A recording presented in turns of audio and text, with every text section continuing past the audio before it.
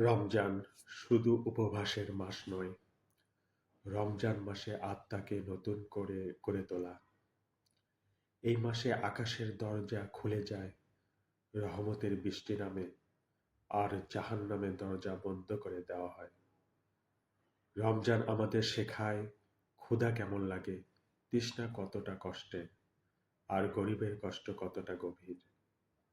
এই মাসে এক ফোঁটা চোখের পানি, একটু তওবা, একটু ইস্তেগফার আল্লাহর কাছে অমূল্য হয়ে যায়। যে কোরআন আমাদের পথ দেখায়, সে কোরআনই নাজিল হয়েছে এই রমজানে। তাই এই মাস কোরআনের সাথে সম্পর্ক গড়ার সবচেয়ে সুন্দর সময়। রমজান আসে আমাদের বদলে দিতে, খারাপ অভ্যাস ছাড়তে, নামাজের সাথে বন্ধুত্ব করতে, আর আল্লাহর দিকে ফিরে যেতে। হয়তো আমরা পারফেক্ট না, কিন্তু আল্লাহ অপেক্ষা করেন আমরা ফিরে আসবো কিনা। তাই এই রমজানে বলি, হে আল্লাহ, আমাকে ক্ষমা করে দাও, আমাকে বদলে দাও, আর আমাকে তোমার কাছাকাছি নিয়ে যাও।